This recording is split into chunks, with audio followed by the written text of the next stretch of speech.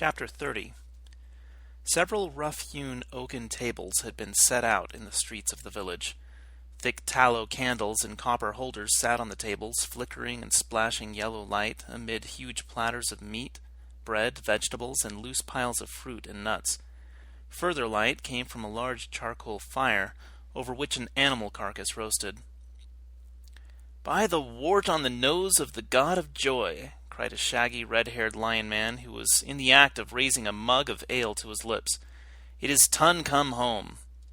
"Aye, Knack," said Tun, "and I have brought friends with me." He gestured with an open hand at Flash, Dale, and Aura.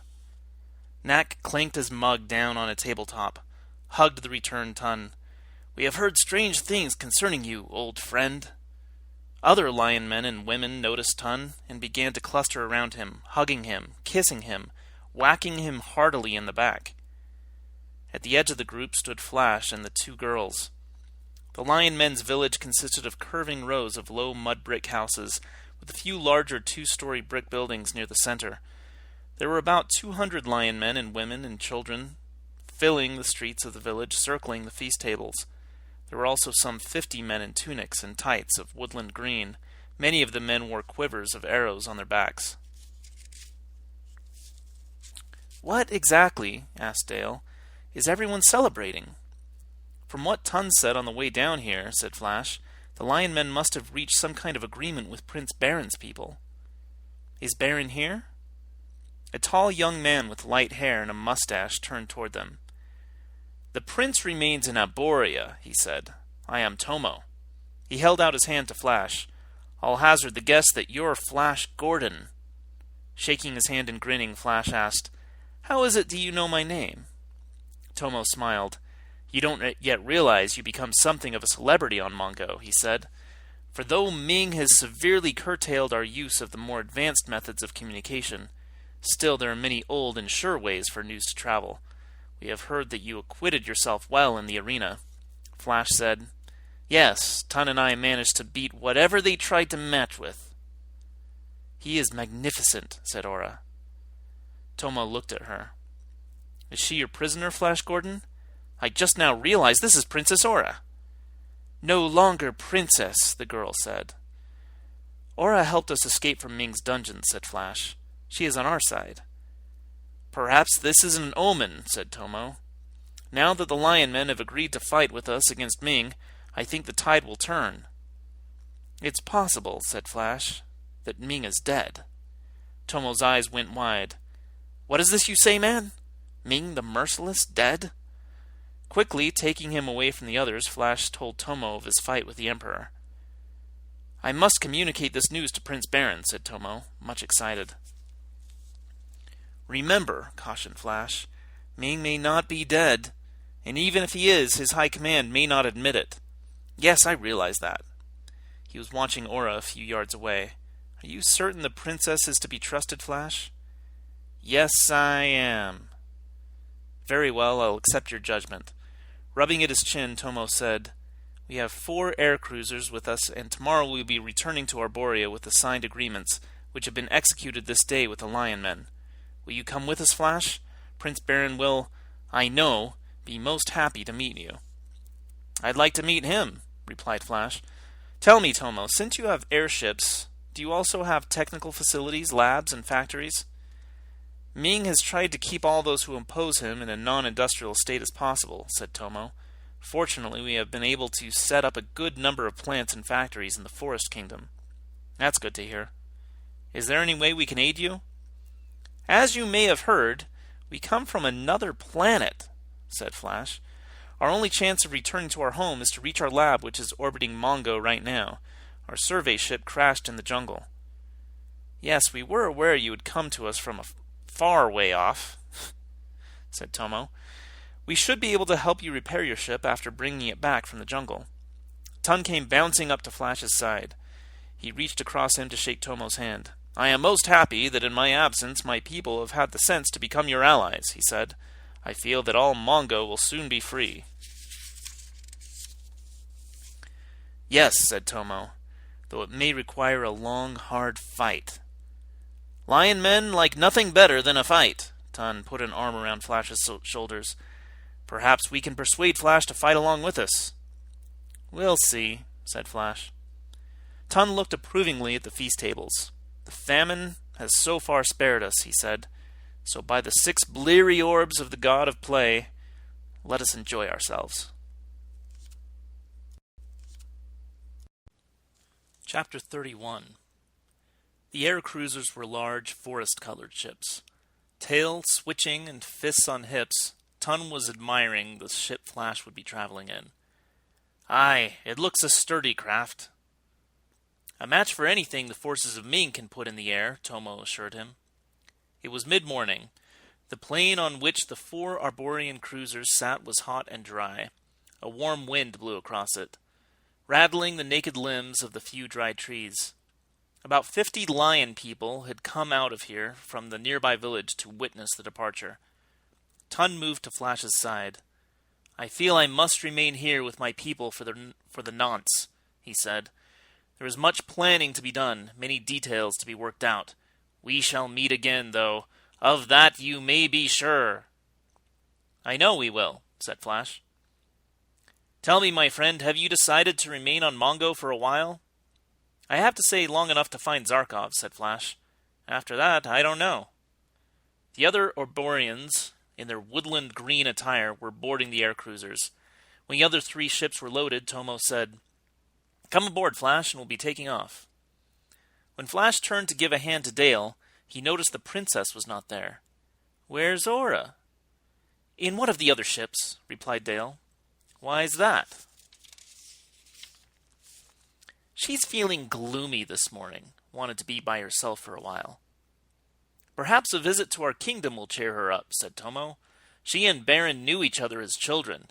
Those were happier days, before Ming seized power." Flash guided Dale up the boarding ramp, into the big cruiser. He gave Ton a farewell grin and followed the girl inside. The midday sky grew suddenly dark. "Trouble ahead," shouted the pilot of their air cruiser. An enormously loud flapping sound surrounded them. Tomo leaped from his chair in the passenger compartment and ran to a window. "A great flock of them swooping down on us." Flash and Dale hurried to join him. "What are those things?" asked Dale. "They're called harpy bats," said Tomo as he watched the huge flying reptiles swarming outside. "One of the oldest surviving life forms on Mongo." "Somewhat like a long-extinct pterodactyls of our home planet," said Flash. "Only a good deal larger." "They infest some of the remoter parts of the Forest Kingdom," said Tomo. "Now and again the notion strikes them to attack our ships." The harpy bats hooted and screeched as they circled the air cruiser, coming within inches of the wings. Tomo had crossed to a communication panel and was giving out instructions. "Start firing at them," he ordered. Through the open door of the front cabin, the pilot called, "Shall I take her down some?" The blaster beams began to sizzle and crackle. A giant harpy bat who had been diving toward their window was hit. His sharp green head turned to dust. Then another was blasted to soot as it swooped toward one of the wings. "Prepare to land," Tomo told the pilot. "We're fairly close to Arboria." "Flash, look!" said Dale, pointing. A cluster of giant harpy bats, their leathery wings flapping wildly, had circled another of the air cruisers. 2 of the big flying reptiles dived straight into the piloting cabin of the ship. The cabin window exploded. The ship began to stagger, swinging in wild zigzags down through the sky. "They forced down one of our ships," said Flash to the preoccupied Tomo. "I just called Arboria for some help," said the blond, mustached young man. "Flash, I'm sure that's the air cruiser Aura is aboard," said Dale. The injured ship was far below, out of control, heading for the treetops and interlocking branches which marked the edge of the Forest Kingdom. Flash's ship was successfully holding off the shrieking harpy bats. More and more of them were being destroyed. Their air cruiser had dropped 1,000 feet. "Clearing up ahead," the pilot informed Tomo. "Yes, use it for a landing," he said. "We'll work our way back on foot and give them a hand." "It's gone down," said Dale, watching the air cruiser in which Aura was traveling drop into a tangle of giant trees. It cracked and smashed down through the foliage. A few seconds later, it disappeared in the green cover of branches. With one screwdriver held in his teeth and another in his right hand, Dr. Zarkov stood beside the air cruiser. He had been working on the blaster cannon in the ship's nose since a few minutes after dawn. There was a welter of tools spread out all around him on the hangar floor, very sophisticated tools and very simple ones. It was nearly midday now, and through the half-open door of the hangar, the trunks of the huge trees of Arborea shone bright gold in the sunlight. Zarkov made a "huh" sound deep in his broad chest, then ducked beneath the airship nose. "There," he said after making a final adjustment. "Repast, repast, repast," announced a familiar tinny voice. Coming through the door of the hangar was the copper robot. He held a tray aloft in one metallic hand. The tray was laden with dishes of food and a tankard of ale. "Time for your midday repast," said the robot. Zarkov dropped the screwdrivers to go running toward the mechanical man. 10 to 1, he drops this too, he muttered. The robot's foot caught in a cable which wound across the floor.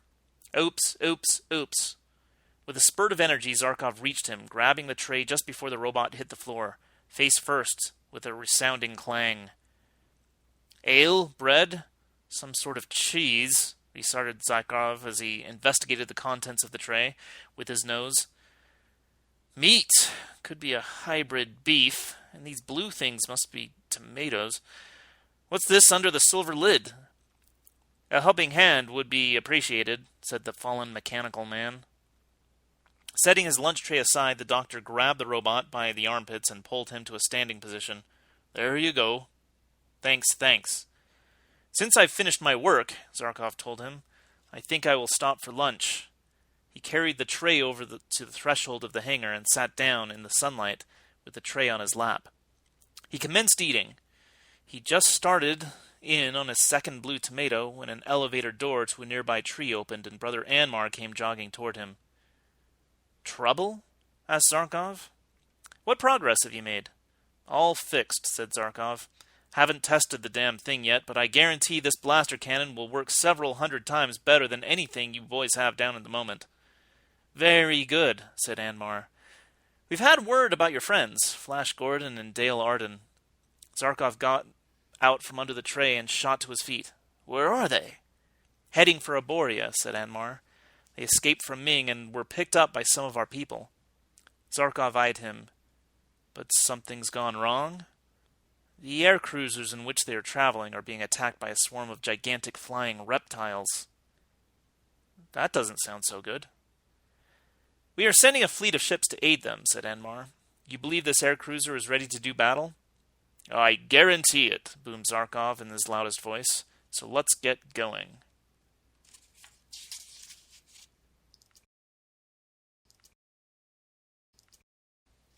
Chapter 32. Everything was upside down.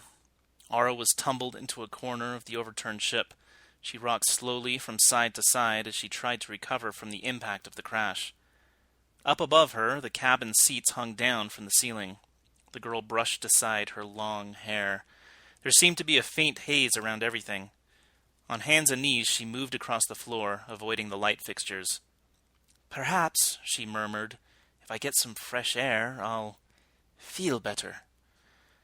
The glass of the compartment had popped out when the air cruiser had jammed down amongst the giant tree branches. Aura pulled herself up by grasping the frame of the empty window. Then she screamed. A great scaly harpy bat flapped at her. The girl let go of the frame, feeling dizzy. She fell, not back into the upside-down cabin, but out. She fell 4 feet, hit a thick branch, rolled off that, and careened down through thorny vines for another 10 feet. The sharp thorns slashed at her, tearing at her cloak, at the gown beneath. She tried to stop her fall by catching hold of something. The thorns ripped at her palms, and she had to let go and keep falling. She fell further, slammed into a twisted, lumpy branch, then over against the tree's rough trunk. When Aura at last hit the ground and came to rest on a bed of immense dry leaves, she was again unconscious. The harpy bat still circled far above, screaming and crying, but they couldn't get down through the intricacy of the branches and vines the girl had plummeted through. She was safe from them. As she lay there on the brown and gold leaves with her cheek resting on her elbow, She looked like a sleeping child. Then something stirred a few yards from her. It was the large tendril of a huge spike-leaved plant. The tendril began snaking over the leaves toward the fallen Aura. Its underside was covered with purplish suction cups. The tall, wide-shouldered young man in the forest green hunting suit drew an arrow from the quiver on his back. He was about to fit the shaft to his bow when a young man, cloak streaming out behind him, came running along the broad flat tree branch he was standing on. "A message from Tomo," said the young man, panting. Prince Baron lowered his bow. "Something urgent?" "Aye, it is." The young man halted a few feet from the prince, and his cloak settled around him. Tomo just radioed to the palace. "They relayed the message out here to our field radio." "And what is the message, Harl?" The boy took a deep breath before saying, "Their air cruisers were attacked at the crossover point between Lion Man territory and the Forest Kingdom. Attacked by a great horde of harpy bats. One of the ships went down." "Have defense ships been dispatched to aid them?" "Aye, they are en route at this very moment." Baron nodded. "This will be a good opportunity to test that new blaster cannon the sorcerers have come up with. The ship carrying it is indeed among those speeding to Tomo's aid." The prince said, "This hunting trip has brought us fairly close to the place where that aircruiser must have crashed, Harl." The boy blinked. "Do you think it is safe to attempt to reach them from here on foot?" "Many places in the Forest Kingdom are not safe," said Baron, smiling. "Such considerations needn't hinder us." He signaled to the half-dozen men in his hunting party. "Come, men, we have a bit of work to undertake." Chapter 33. Aura saw it a moment before it reached her. On waking, she first heard it, slithering slowly across the dry leaves. The girl raised her head and saw the enormous tendril of the flesh-eating plant coming for her. She sat up, pushed her palms hard against the ground so she'd be able to stand. The tendril kept coming, its purple-tinged suction pads making tiny puckering sounds. When she got to her feet, she discovered she couldn't walk. Her right ankle had been sprained in the fall through the branches. If it had only been a question of the pain, she could have made herself walk to get away from the carnivorous plant. But she had no control over her leg at all. She tried to take a step and fell to her knees. The tip of the tendril touched her then, brushing at her leg. Screaming, the girl struggled to pull herself out of its reach. The tendril caught hold of her leg, pulling her back across the crisp, dry leaves. It wound itself round her leg and then her waist. The girl cried out again, not with any hope of being saved, simply because she didn't know what else to do. Dressed as she was and traveling as a not completely trusted guest of the Arborians, she had carried no weapons. She twisted as the tendril dragged her closer to the huge center of the plant itself. She made fists of her hands, hitting at the thick tendril. Aura didn't hear the footsteps at first. The first indication she had of someone's being there was the smoke. "Right into its maw," directed Prince Baron. "Thrust the torch in there. And hurry, light another one." She saw the young Baron run by her with a blaster pistol in his hand. Beside him were two other green-clad men with torches. While the prince turned his pistol on the base of the grasping tendril, the men approached the body of the plant and stuck first one torch and then the other down into the large flower-like mouth. A grating shriek issued from the plant. Then it began to shrivel, collapse on itself. The tendril went slack. Baron came to Aura's side to help her up. "Your ankles hurt?" "Yes, I sprained it, I think." She held on to his arm, studying his face. "You're Prince Baron, aren't you?" "I am. And you must be Princess Aura.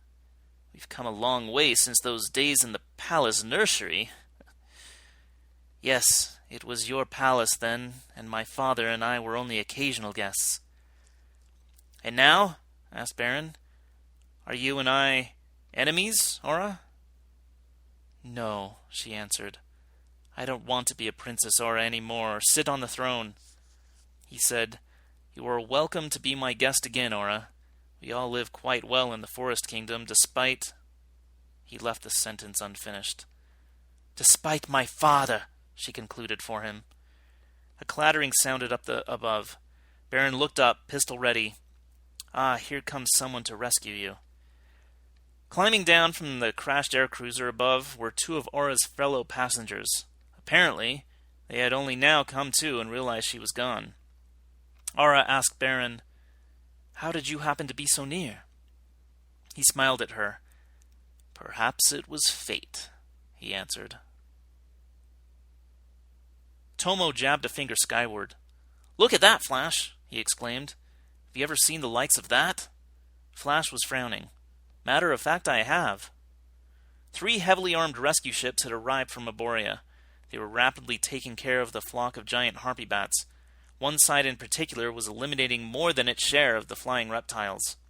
Flash, an arm around Dale, stood next to their safely landed aircruiser and watched the conflict in the sky. "What manner of weapon is mounted onto that third ship?" asked the excited Tomo. "It disintegrates the creatures entirely, instantly. I've never witnessed anything like this before." Another of the aircruisers, free of pursuing harpy bats, was settling down to a landing in the clearing. His eyes still skyward, Tomo said, "Perhaps it is the work of the sorcerers." "Who are the sorcerers?" asked Dale. "As you know," answered Tomo, "Ming has tried to keep all his enemies at a very primitive level technologically. One of the things he did quite long ago was make it a crime for any scientist to work for us. The penalty is death." The young man smiled. "Ming did not, however, make witchcraft and sorcery a crime. Mongo has a long and honorable tradition of magic." "I see," said Dale. "So your scientists call themselves sorcerers." "I'm certain it no longer fools Ming, but men of science like the joke," continued Tomo. "The scientists have enclaves in all parts of Mongo, and they assist in recruiting men to our cause. They've come up with many new invitations, warlike and otherwise." He watched the sky once more. "It may be some new recruit who has devised this remarkable weapon." "I wonder," said Flash. The sky was clear. All the harpy bats had either been destroyed or had retreated. The rescue ships dropped down to join the trio of air cruisers in the forest clearing. Flash, taking Dale's hand, walked toward the ship which had been using the new type of blaster cannon. Before they reached it, a side door burst open and a large bearded man in a green jumpsuit leapt out. "I knew it would outshine anything available on Mongo," he bellowed. And it did. "What do you think of it, Flash?"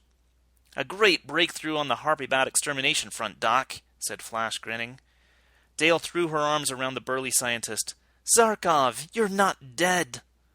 "Dead?" he roared. "With my constitution and the diet regimen I follow?" He cocked his head at the ship he'd just left. "These sorcerer boys still have a thing or two to learn about synthesizing vitamins. And would you believe it? They have never heard of vitamin Z." "The one you discovered and named after yourself?" asked Flash. "That vitamin Z, yes." Zarkov returned Dale's embrace with an enthusiastic bear hug, then shook both Flash's hands. "They've got a lot to learn. It was their good fortune that I convinced them to take me straight to the capital of Arborea. The only good lab set up in outlaw Mongo is there." He stood back a few feet, admiring both his friends, clutching at his beard. "I hear you've been giving Ming all sorts of trouble, Flash. Killing off apes, tigers, and lions."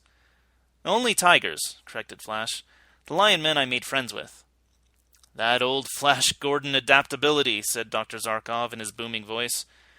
"Drop you any place in the universe, and you always land on your feet." "Speaking of which," said Flash, "they've promised to find our survey ship and bring it here to Arborea so it can be patched up." Zarkov continued to tug at his beard. "Oh yes, the survey ship," he said in what was, for him, a low voice. "You don't sound very enthusiastic about getting it fixed," Dale told him. "Don't you want to get back to our orbiting lab?" "Eventually," answered the doctor. "I tell you, there are several interesting problems I know I can lick right here in Arborea, the biggest of all which is Ming. What can you do with a ninny who tries to outlaw science?" "Ming may be dead," said Flash. "Dead?" Flash gave Dr. Zarkov the story of his adventures in the palace of the Emperor. When he was finished, Zarkov shook his head. If the old boy is defunct, they're not letting on in the capital, he said. We picked up a broadcast this morning purporting to be devoted to a fresh proclamation from Ming himself. He nodded at Flash and then the girl. He paused a moment, then asked, "Would you mind staying on here a while longer, you two? There's a good deal to be done." Flash looked at Dale, and she nodded. He turned back to Zarkov. "Not at all," he said. Well, that's the end of the book. It ends that way. All right. Flash Gordon, Alex Raymond's original story, The Lion Men of Mongo, adapted by Con Steffanson. That's the end. We'll have to read book 2 in the future. Thanks all.